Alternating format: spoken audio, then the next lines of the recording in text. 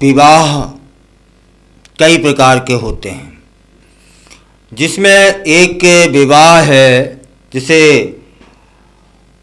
मुताह विवाह कहा जाता है, जो कि इस विवाह ने अब कई देशों में धंधे का रूप ले लिया है, व्यापार का रूप ले लिया है।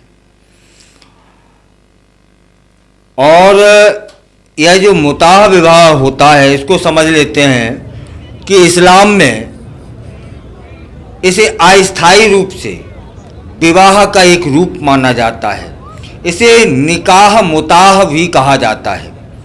मुताह शब्द अरबी का है, जिसका अर्थ होता है आनंद, तो इसे आनंद विवाह भी कहा जा सकता है, कहा जाता है। इसे हम बाद में जानते हैं कि यह किस देश में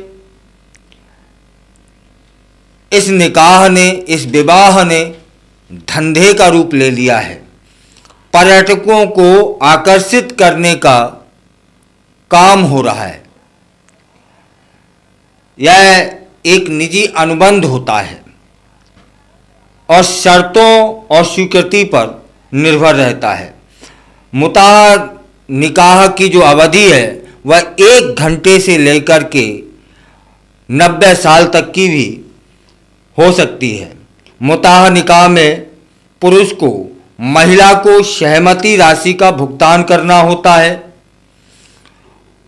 और मुताह निकाह को लेकर आलोचकों के अलग अलग मत भी हैं। कुछ आलोचकों का कहना है यह प्रथा शादी से पहले किसी के साथ सोने का एक तरीका है और वेश्यावृत्ति भी। फिलहाल इंडोनेशिया में यह मुताह निकाह चरम पर है। पर्यटकों को आकर्षित करने के लिए इस विवाह का जोर शोर से वहां प्रचलन है। और एक महिला एक महीना में अधिकतम 25 निकाह माने 25 शादियां कर लेती है वहां। यह चल रहा है। इंडोनेशिया में मुताह निकाह या इसे आनंद विवाह भी कहें, आनंद विवाह की प्रथा का इतिहास भी बहुत पुराना है। यह प्रथा शिया इस्लाम से उत्पन्न हुई थी, जहां इसे अस्थायी विवाह के रूप में मान्यता दी गई थी। हालांकि समय के साथ इसका स्वरूप बदल गया है और अब यह एक व्यावसायिक गतिविधि बन गई है। भारत में भी इसका प्रचलन रहा है। मुगल काल में जब व्यापारी, कहीं कहीं तो ऐसा भी लिखा है कि मुगल व्यापारी दूर दराज तक व्यापार करने जाते थे, तब इस तरह के निकाह कर लिया करते थे, शादी कर लिया करते थे। या फिर इसको आप समझ रहे हैं मैं क्या कहने वाला हूं, चंद घंटे में कहाँ शादियां हुआ करती हैं। पैसा दे करके जो भी सुख प्राप्त कर सकते होंगे वो करते होंगे। तो भारत में भी इसका प्रचलन मुगल काल में देखा गया है, सुना गया है। फिलहाल कई महिलाएं इस प्रथा में शामिल होने के लिए मजबूरी में आ जाती हैं। आर्थिक संकट और बेरोजगारी ने उन्हें इस दिशा में बढ़ने के लिए प्रेरित किया है। जब कोई महिला अपने परिवार की जिम्मेदारियों को निभाने के लिए संघर्ष कर रही होती है, तो ऐसी परिस्थितियां उसे अस्थायी विवाह करने के लिए मजबूर कर सकती हैं। लेकिन इंडोनेशिया में ऐसा नहीं है। वहां कोई मजबूरी नहीं था। व्यापार के रूप में एक महिला 25-25 निकाह कर लेती है, 25-25 शादियां कर लेती है 1 महीने में। कैसे संभव है? अब प्रश्न बनता है, यह वेश्यावृत्ति नहीं है तो क्या है? फिलहाल इन विवाहों की प्रक्रिया में पारदर्शिता की कमी होती है।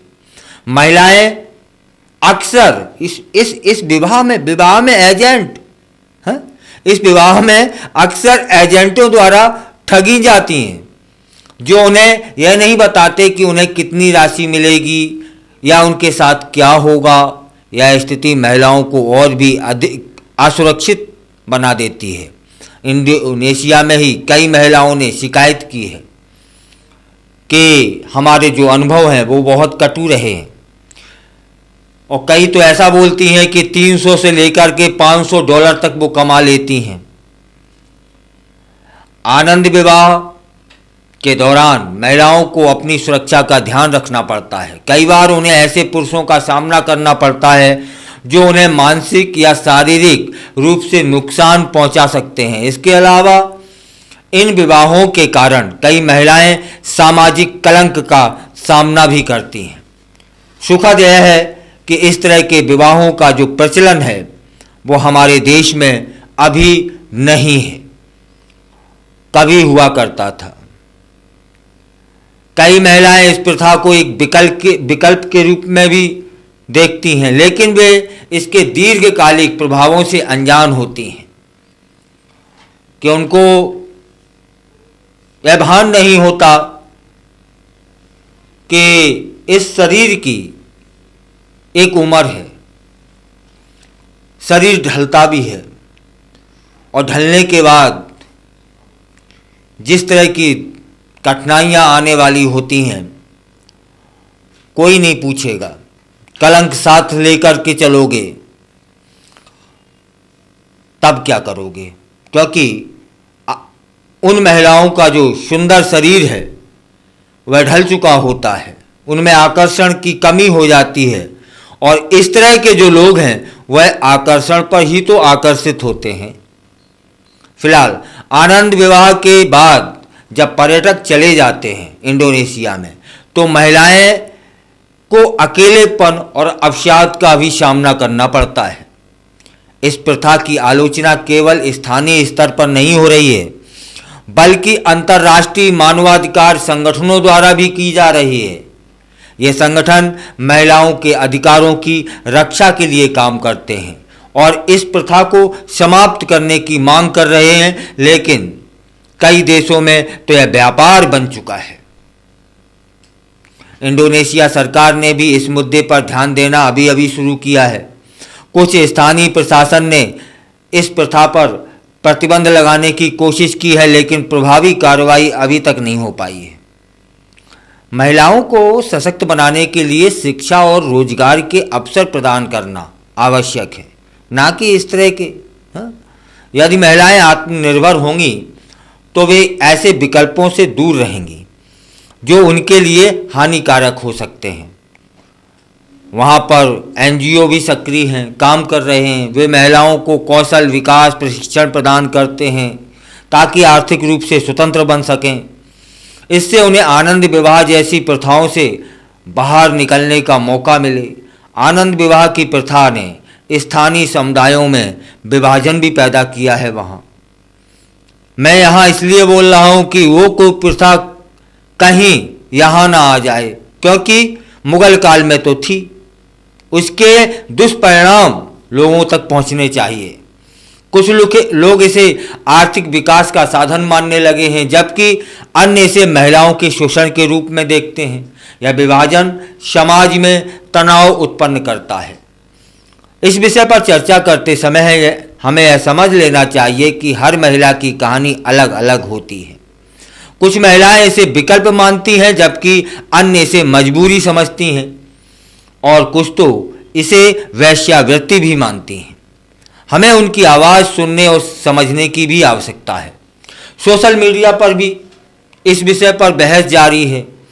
कई लोग इस प्रथा के खिलाफ आवाज़ उठा रहे हैं, जागरूकता बढ़ा रहे हैं। यह महत्वपूर्ण है कि हम इस मुद्दे पर चर्चा करें ताकि अधिक से अधिक लोग इसके विषय में जान सकें कि आनंद विवाह क्या होता है, मुता विवाह क्या होता है, इसका असली रूप क्या है, यह उत्पन्न कहाँ से हुआ, कब से हुआ।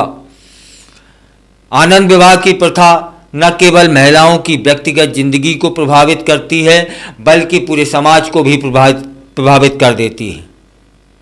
इससे परिवारों में तनाव बढ़ता है और सामाजिक ढांचे में बदलाव आना शुरू हो जाता है। महिलाओं को दी जाने वाली शिक्षा और स्वास्थ्य सेवाओं में सुधार करना आवश्यक है। यदि हम इन क्षेत्रों में निवेश करेंगे तो महिलाएं अपने अधिकारों के प्रति जागरूक होंगी और बेहतर विकास चुन सकेंगी। इस विषय पर चर्चा करते समय हमें यह संवेदनशीलता भी बरतनी है। हमें यह समझना चाहिए कि ये महिलाएं केवल आंकड़े नहीं हैं, वे वास्तविक लोग हैं जिनके पास भावनाएं होती हैं, सपने होते हैं। आनंद विवाह जैसी प्रथाओं का अंत तभी संभव होगा जब हम सभी मिलकर काम करेंगे। हमें एकजुट होकर महिलाओं के अधिकारों की रक्षा करनी होगी, उन्हें सशक्त बनाने का प्रयास करना होगा। अब यहाँ कुछ और जान लेते हैं कि आनंद विवाह के पीछे कुछ और महत्वपूर्ण पहलू भी हो सकते हैं, सांस्कृतिक धारणाएं भी हो सकती हैं। कुछ समुदायों में अस्थायी विवाह को एक सामान्य प्रथा माना जाता है, जिससे महिलाएं इसे स्वीकार करने में संकोच नहीं करती। ताज्जुब है। इस संस्कृति या सांस्कृतिक दृष्टिकोण को बदलना अब चुनौती बन चुका है, लेकिन यह आवश्यक है ताकि महिलाएं अपने अधिकारों के प्रति जागरूक हो सकें। महिलाओं की स्थिति में सुधार के लिए स्थानीय समुदायों में जागरूकता कार्यक्रम आयोजित किए जाएं। इन कार्यक्रमों का उद्देश्य महिलाओं को उनके अधिकारों के बारे में जानकारी देना, उन्हें सशक्त बनाना होना चाहिए। जब महिलाएं जानती हैं कि उनके पास विकल्प हैं तो वे आनंद विवाह जैसी प्रथाओं से दूर क्यों नहीं हो जाती हैं। ये क्या है? 1 घंटे की शादी है, सीधा सीधा है वैश्यावृत्ति। फिलहाल इस मुद्दे पर चर्चा करते समय हमें पुरुषों की भूमिका पर भी विचार करना है।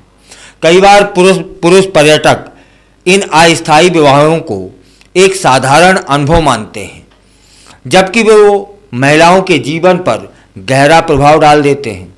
इस सोच को बदलने की आवश्यकता है ताकि पुरुष भी महिलाओं के अधिकारों का सम्मान करें। आनंद विवाह की प्रथा ने न केवल महिलाओं की व्यक्तिगत जिंदगी को प्रभावित किया है, बल्कि इससे समाज में असमानता भी बढ़ी है।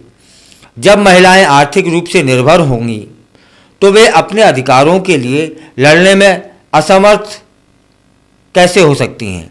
इस असमानता को खत्म करने के लिए हमें सभी स्तरों पर प्रयास करने होंगे। आनंद विवाह की प्रथा एक जटिल मुद्दा है जो कई सामाजिक, आर्थिक और सांस्कृतिक पहलुओं से जुड़ा हुआ है। हमें इस मुद्दे पर गंभीरता से विचार करना होगा और मिलकर काम करना होगा ताकि हम एक ऐसा समाज बना सकें जहां महिलाएं सुरक्षित और स्वतंत्र महसूस कर सकें।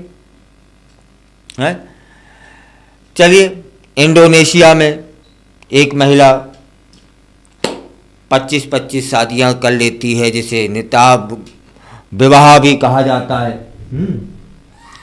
इसके कई वो आ चुके हैं, आंकड़े आ चुके हैं। एजेंट उनका शोषण करते हैं और कई महिलाएं जो अजीब मानसिकता की हैं वो कहती हैं कि 300 से लेके $500 कमा लेती हैं। और कईयों का कटु अनुभव है। यह विवाह अब उद्योग बन चुका है।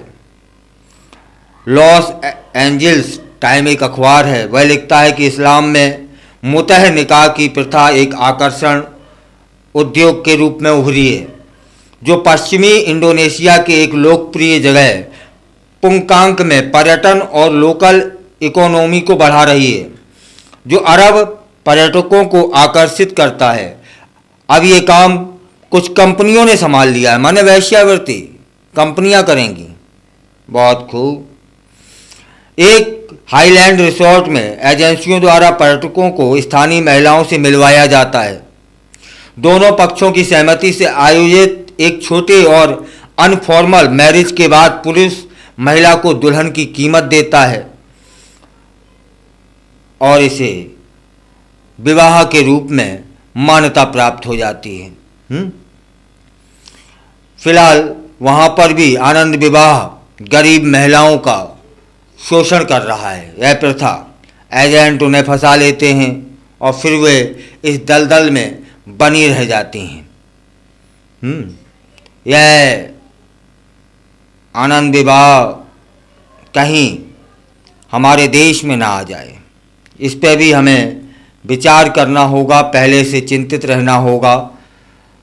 और जैसा कि इसमें कई बताया भी गया है कि इसे इस्लाम में अस्थायी विवाह के रूप में माना जाता है और यह भारत में पहले से ऐसा होता हुआ देखा गया है। इस प्रथा की उत्पत्ति शिया इस्लाम में हुई, ये आंकड़े बता रहे हैं। भारत में मुगलों के दौर में भी ऐसे विवाह होते थे। खासकर मुगल व्यापारी जब लंबी लंबी यात्राएं करते थे तो ऐसे विवाह करते थे। हालांकि बहुत से इस्लाम विद्वानों ने इन विवाहों को अस्वीकार किया था। जिस तरह के कॉन्ट्रैक्ट के साथ ये विवाह इंडोनेशिया में हो रहे हैं वो वहाँ के कानून में स्वीकार भी नहीं किए जा रहे हैं। अब इसे आनंद विवाह या निकाह कहें या वेश्यावृत्ति, या तो आप तय करेंगे।